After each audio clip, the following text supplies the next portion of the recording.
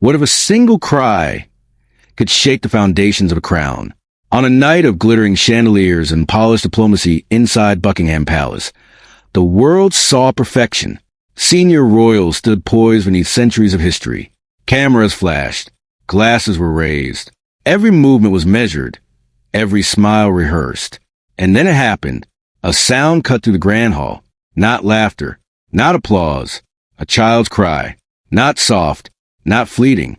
But sharp enough to silence diplomats mid-sentence. At the center of it stood Princess Charlotte, trembling beside her father, Prince William. Across the room, Queen Camilla remained perfectly composed, but something in her stillness felt deliberate. This was no ordinary moment of childish fear, because minutes earlier, positions had been quietly changed, instructions had been whispered, and a senior royal guard had noticed something no one else did. Charlotte's distress wasn't random. It was directed. What did she see? What was said behind gilded doors? And why did one small voice force the future king to question what was unfolding inside his own palace? Tonight, we uncover the cry that stopped the crown and the quiet investigation that followed. The grand hall of Buckingham Palace was radiant with controlled grandeur. Crystal chandeliers cast fractured light across polished marble.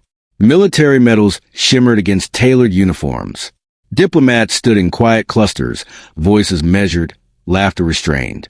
Every movement inside those walls carried the weight of centuries. At the center of it all stood Prince William, posture unwavering, expression composed in a way only inheritance can teach. Beside him, Princess Charlotte stood in ceremonial stillness, gloved hands folded, chin lifted, trained beyond her years in the choreography of royalty. To their left, Queen Camilla observed the room with calm authority. Her smile was restrained. Her presence deliberate. A toast was announced. Crystal glasses rose in near-perfect unison. And then, a cry shattered the symmetry. It was not loud in volume, but it was piercing in meaning. A child's voice, sudden, sharp, unmistakably distressed. Conversation died mid-syllable. The orchestra faltered. The hall fell into a silence, so complete it felt engineered. Charlotte's small frame trembled. William felt it instantly. The shift in her breathing, the tightening of her grip on his sleeve. He lowered his gaze. Her eyes were not wandering. They were fixed, directed across the hall. Fear, not confusion. Recognition. William bent slightly, his voice quiet. Charlotte. She leaned into him, breath unsteady. Her whisper was barely audible. I don't want to move. Move. The word lingered in the charged air. Moments earlier, she had stood precisely aligned beside her father, a visual symbol of continuity. But during the reception's final formation, her position had shifted. 2 steps back. Subtle, procedural, invisible to guests, not invisible to a child. At the eastern archway, a senior royal guard remained motionless, though his awareness sharpened. His training demanded attention not to noise, but to deviation. Ceremonial placement is never casual. He replayed the sequence in his mind. Earlier that afternoon, during rehearsal, a private aide affiliated with Camilla's office had approached Charlotte's governess. A quiet instruction, a slight adjustment in standing order. At the time, it appeared administrative. Now, the cry reframed it. William straightened slowly, drawing his daughter closer. His expression returned to diplomatic neutrality. The reception resumed in fragile fragments. Music recovered. Glasses clinked again. Words restarted, though thinner now. Across the hall, Camilla did not move. Her expression remained composed. Yet her eyes, for the briefest instant, assessed the scene with precision. William felt the shift in atmosphere. He had lived within these walls his entire life. He understood the language of silence. He understood that power inside a monarchy is rarely loud. It is positional. After the final guests departed, and the doors closed, the echo of the cry lingered. In a private antechamber, William knelt before Charlotte once more. You're safe, he said quietly. She nodded. She said I had to stand back. William's gaze sharpened. Who said? The lady. No name. Only direction. Outside the chamber, the royal guard approached at appropriate distance. Your Royal Highness, he said evenly. Yes. There was an adjustment to ceremonial positioning prior to the reception. It appears to have been authorized through an internal memorandum. William did not react outwardly. Authorized by whom? The Queen Consort's office, sir. Silence followed. Secure all corridor footage from this afternoon, William said at last. Full access? Yes, sir. Within the palace security wing. Screens illuminated in controlled darkness. Timestamps. Corridor angles. Rehearsal sequences. The guard reviewed the footage. There it was. Charlotte guided 2 steps backward by instruction, her hesitation visible in the small pause before compliance. In the background, partially framed by a doorway, the unmistakable outline of Camilla's presence, not speaking, not intervening, but present. The guard exhaled slowly. Deviation within ritual signals intent. He accessed the internal memorandum reference earlier. It bore authorization from the Queen Consort's office. Its language appeared harmless, streamlining visual alignment, modernizing ceremonial optics. One clause, however, altered precedence positioning for junior royals during high-visibility state events, specifically repositioning Charlotte, minor on paper, significant in symbolism. Upstairs, William stood alone by the window overlooking the palace courtyard. London's night air pressed against the glass. A child's cry had broken more than silence. It had revealed fracture. He understood protocol. He respected hierarchy. But he also understood instinct, and Charlotte's fear had not been theatrical. It had been reactive. Inside another wing of the palace, Camilla removed her ceremonial jewels before a tall mirror. Her reflection remained steady. She will need to understand her place, Camilla said quietly to her private secretary. The words were measured, not emotional, institutional. Back in security wing, the guard isolated additional footage for minutes before the reception began. A brief exchange between the aide and the governess. A firmer tone. A gesture towards Charlotte's intended new position. Charlotte's resistance, subtle but real. The guard paused the screen. He understood his duty. He was not tasked with political judgment, only with safeguarding order. And order had shifted. By dawn, William had received the preliminary report. He read it without visible reaction. No accusation. No conclusion. Only facts. Ceremonial adjustment authorized. Position altered. Child distressed. He closed the file slowly. In monarchies, crisis rarely announces itself with noise. It arrives in placement, in optics, in the quiet redrawing of lines. Charlotte's cry had not disrupted the crown. It had exposed tension beneath it. William spoke calmly. Continue the review. Discreetly. The guard inclined his head. Yes, sir. The palace returned to its outward calm. Staff moved with professional efficiency. Schedules resumed. Public engagements continued. But internally, mechanisms had shifted. A father had heard something beneath ceremony. A guard had recognized deviation within ritual. And somewhere within the gilded symmetry of Buckingham Palace, ambition and innocence had intersected. Charlotte slept peacefully by morning, but the echo of her cry remained inside stone corridors older than any of them. What had begun as a single sound now carried institutional consequence. Because within monarchy, position is not posture, it is power, and someone had attempted to adjust it. As the royal guard prepared a full review of internal surveillance logs, one final clip, recorded moments before Charlotte's cry, suggested that the adjustment was not spontaneous, but part of a deliberate sequence set in motion earlier that day.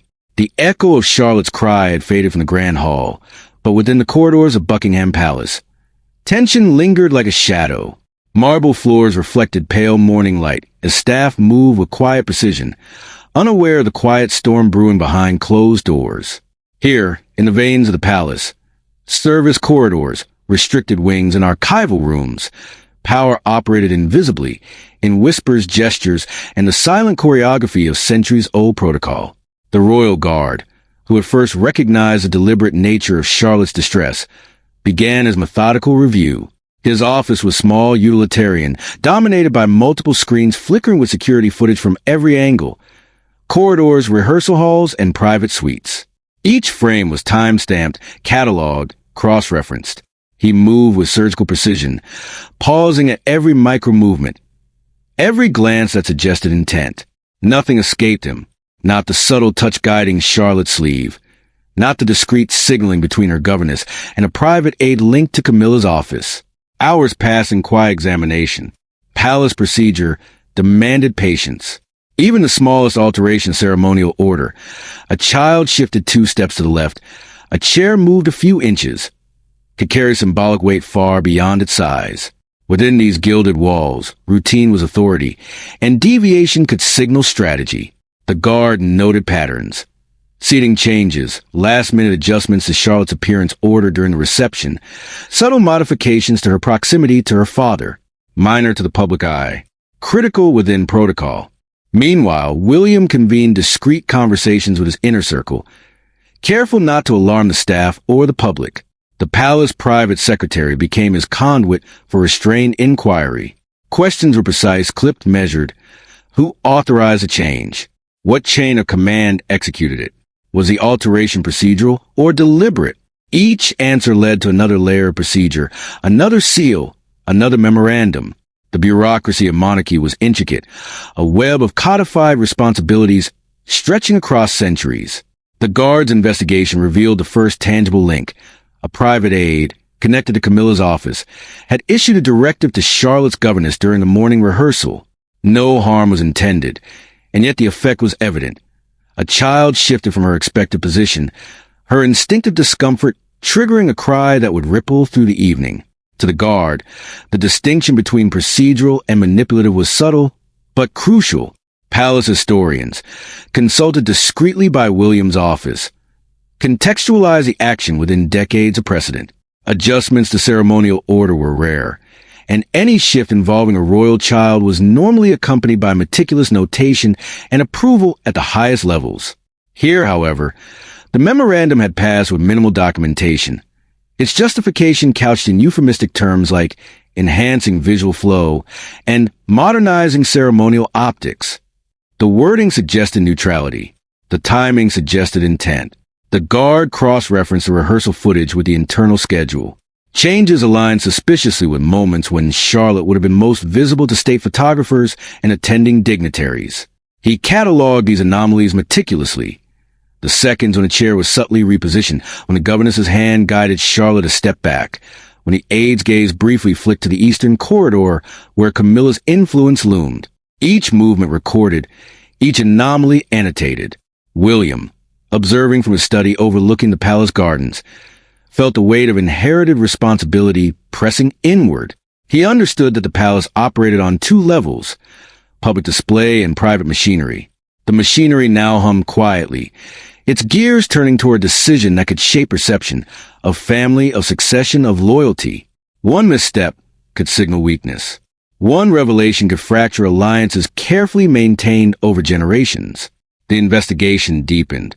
The royal guard requested access to all sealed memoranda related to ceremonial positioning. Archives opened reluctantly under coded clearance, revealing documents long assumed harmless. A memorandum from Camilla's office, dated hours before the reception, altered ceremonial precedents. The language appeared innocuous, streamlined procession, optimized visibility, yet one clause specifically referenced Charlotte's placement relative to Prince William, adjusting her visibility in state imagery. William reviewed the document with the guard present, his face a mask of composed concern. "This is not procedural," he stated quietly. "It's strategic, and it involves my daughter directly." The guard nodded, confirming what the footage had already suggested. Deviation within protocol was intentional. Every palace corridor seemed to whisper its own secrets. Restricted access halls, once merely functional, now appear as avenues of unseen influence. Every attendant, every aide, every minor official, all were part of a system that enforced hierarchy, preserved image, and maintained control. Within these walls, even a child's movement was a matter of consequence. The day wore on. Meetings between William, his private secretary, and senior advisors remained discreet but purposeful. Each question unraveled another layer of decision-making. Advisors debated whether the memorandum's clause was manipulation or oversight. The royal guard continued reviewing footage frame by frame, noting Charlotte's hesitation, her resistance to repositioning, the silent pressure exerted through the chain of command. By evening, a pattern had emerged. The alteration in Charlotte's ceremonial placement was no accident. It had been premeditated, orchestrated within the layers of palace protocol. Yet, publicly, the change would be invisible. The crown would appear unbroken, flawless. Internally, authority had been exercised in a way that tested loyalty, control, and duty. William absorbed the implications. He understood that the monarchy could survive public perception, but family could not endure subtle manipulation. Every carefully crafted smile, every precise step, every whisper of protocol had consequences. And the cry that had broken through the glittering reception was only the beginning. The royal guard paused on one final frame.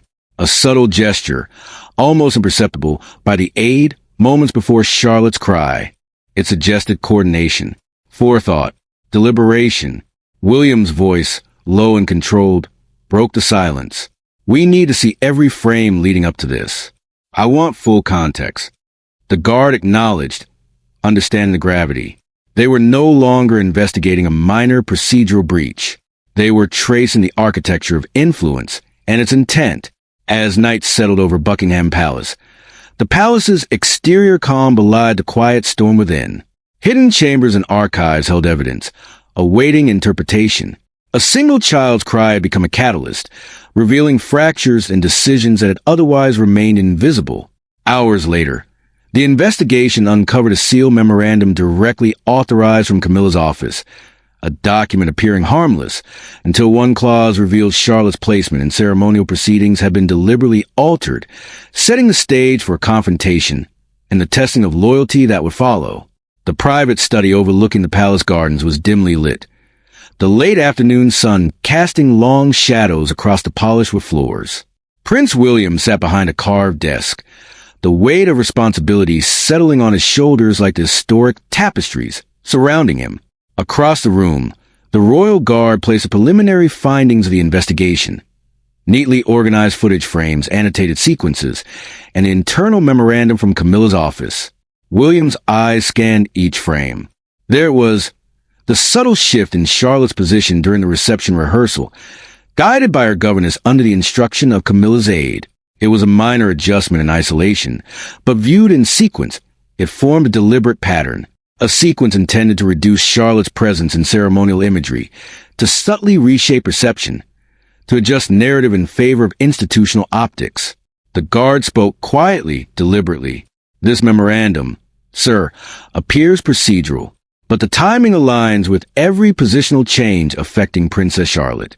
The deviation was not accidental. William leaned back, absorbing the weight of the revelation. It's more than optics, he said. It's influence, strategic, calculated.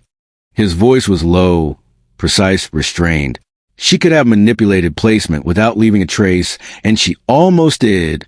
Minutes later, William requested a closed-door meeting with Queen Camilla, accompanied by senior advisors who maintained their composure under the weight of scrutiny. Camilla entered the room with the elegance expected of her station, her steps measured, her posture absolute. William began with the facts. Footage reviewed, memoranda examined, deviations identified. He did not raise his voice. He did not accuse. He presented evidence, letting its clarity speak. Camilla's response was composed, deliberate. These changes were intended to streamline ceremonial flow, she explained, to modernize presentation, ensure visibility, and protect the image of the crown. At no point was their intention to distress the child. But Charlotte's earlier cry lingered in the room like a faint echo. William studied Camilla's face. Her words were formal, precise, and yet the implication, intentional or not, was undeniable. A child's instinctive fear had revealed a calculated act. Midway through the discussion, a senior courtier, present but silent until now, spoke softly. There was pressure applied to ensure the Wales children were positioned to reinforce the consort's institutional relevance, he admitted. His voice was quiet, almost apologetic, but the statement carried weight. Authority had been exercised. Loyalty had been tested. A moral fracture emerged. The room was silent for a moment. William's hand rested on the polished surface of the desk. The tension was palpable.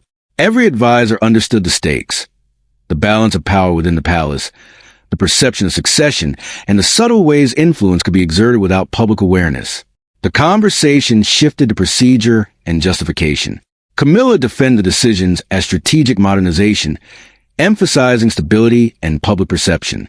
William questioned the ethical implications, the risk to Charlotte, the manipulation of imagery, the effect on perception of the monarchy. Each exchange was measured, the cadence of dialogue almost ceremonial in itself, reflecting the gravity of consequence. The guard remained quietly observant, his presence a reminder of discipline and vigilance. He had seen Charlotte's hesitance, the guiding hand of her governess, and the direction of Camilla's aid. Each observation underscored the broader narrative. Placement was power, and even minor deviations in protocol carried symbolic weight. As the meeting concluded, William reviewed the final piece of the puzzle, one withheld piece of footage. The royal guard had deliberately kept it from the initial review. Its content had the potential to crystallize the understanding of intent. The moment immediately preceding Charlotte's cry. William's eyes narrowed. "We need to see it," he said. The clip was played. The scene was brief but unmistakable. The aide from Camilla's office issued instruction to Charlotte's governess during rehearsal. Charlotte hesitated, small hands resisting the gentle guidance. The chain of authority was clear.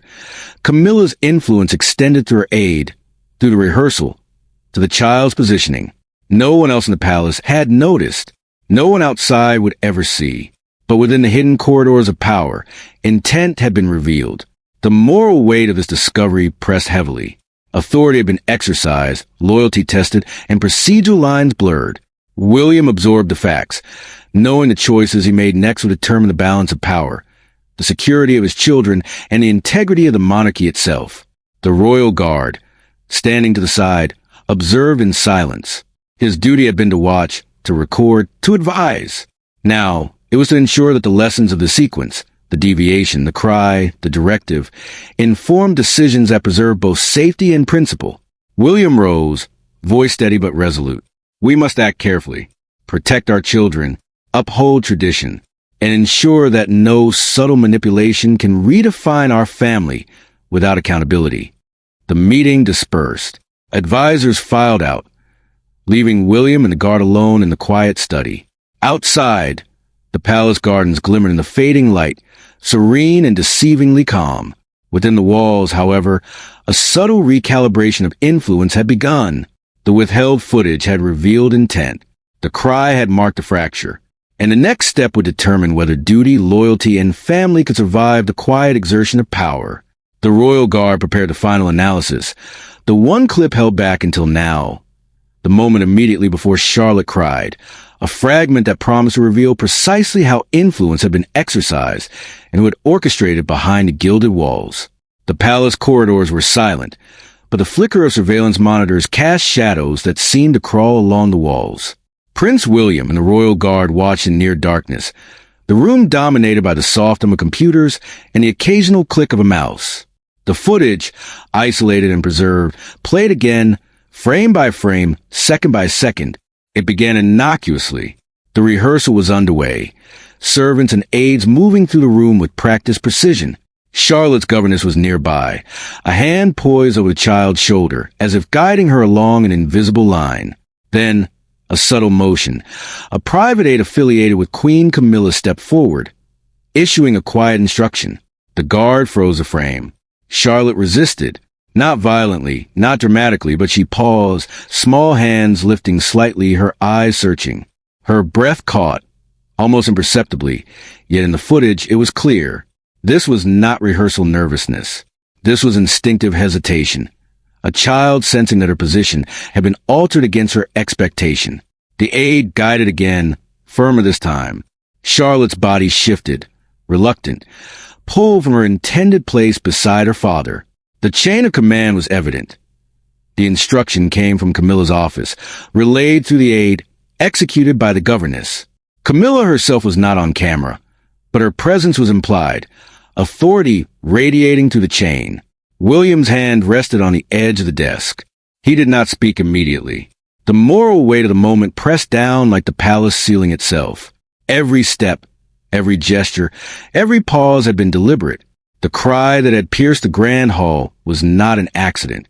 It was the consequence of calculated influence. The guard continued. Other angles captured Charlotte's expression.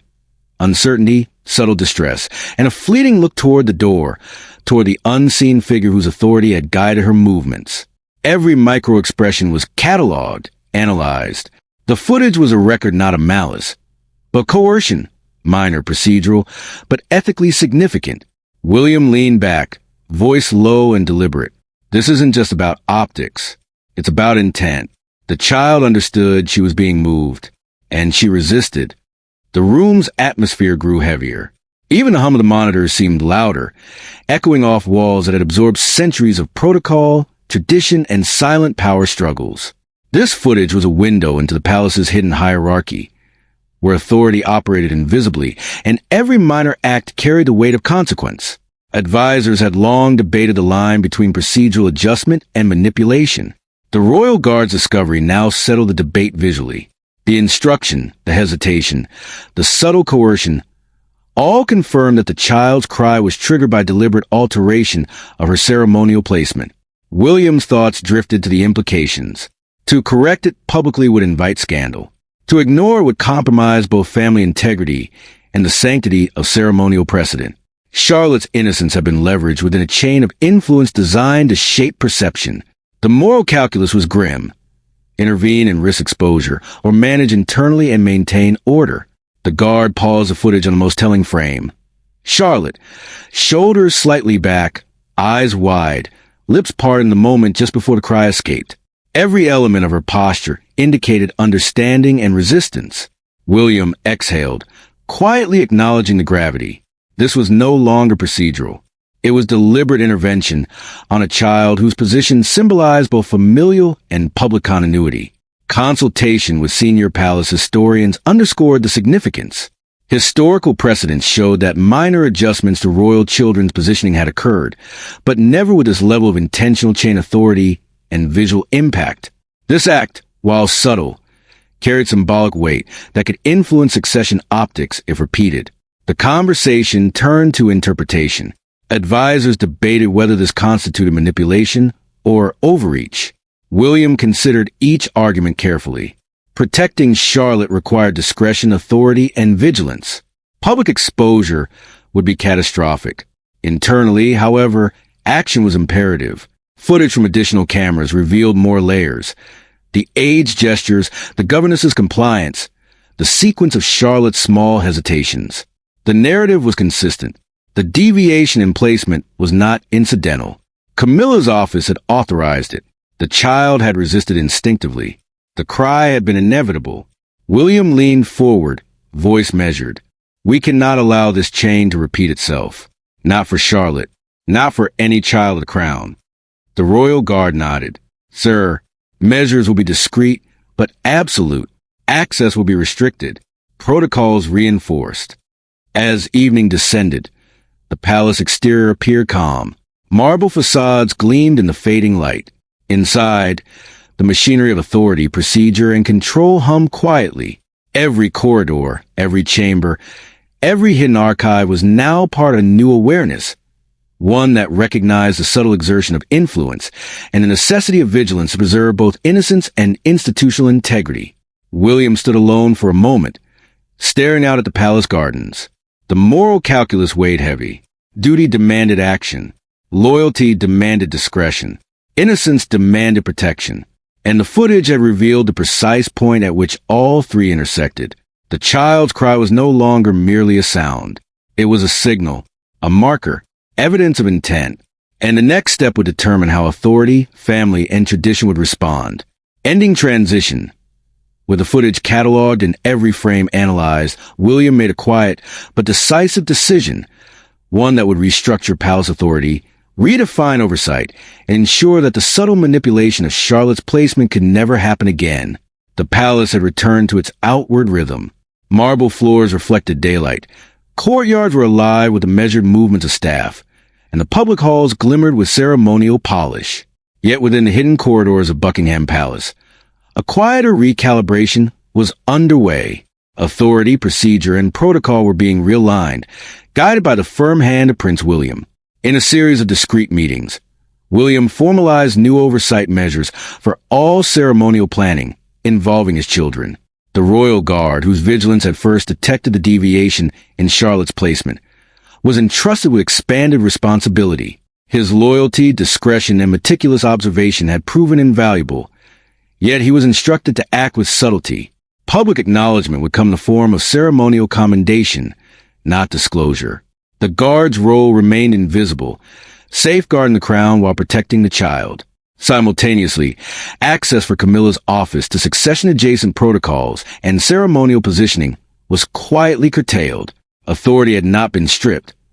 Camilla retained her title, dignity, and responsibilities, but the influence that had allowed procedural deviation was now carefully monitored and limited. Every adjustment to internal process was meticulously documented, with chain of command verification required for any minor alteration. The system had been reinforced to prevent repetition, yet executed without public scandal. Charlotte's return to public events was immediate. At her first post-correction appearance, she stood beside her father with poise that belied her age. Every gesture, every smile, every placement in photographs reflected the restored protocol. The subtle shift in her confidence, the steady line of her shoulders, the calm in her gaze, all indicated that she sensed a renewed balance of authority and protection. Observers outside the palace saw only grace and dignity. Inside, the restoration of order was complete. William's internal reflection was measured. Duty had prevailed over ambition. Institutional influence had been corrected without disruption. Loyalty had been tested and reaffirmed. Yet the emotional weight remained. Every action had been discreet, every decision deliberate. He understood that the survival of the monarchy relied not on exposure, but on internal discipline, moral judgment, and the careful management of perception. In private, he acknowledged the guard's role once more. Your vigilance ensured that she was never endangered, William said quietly. The guard inclined his head, silent, yet the acknowledgement resonated. Trust, like protocol, was immutable and carefully preserved. Camilla continued her duties, maintaining composure and the outward appearance of unbroken authority. Internally, her sphere of influence had been subtly adjusted, a recalibration that preserved dignity while reinforcing oversight. In the silent corridors, the palace absorbed the shift without disruption. Tradition had endured. Authority had been respected. The balance between public perception and private responsibility had been restored. Charlotte, now aware only of renewed stability and protective oversight, moved confidently through the palace halls. She was visible yet safeguarded. Every step was emblematic of the careful alignment between childhood innocence and institutional discipline. Within this balance, the monarchy remained unbroken, resilient in both heritage and humanity. Even as calm settled over the palace, William's reflection lingered on the lessons of the preceding days. Order had been restored, but the event had underscored an enduring truth. Within the gilded walls of power, even minor deviations can ripple outward. Vigilance, discretion, and moral clarity were essential to preserve both family and institution.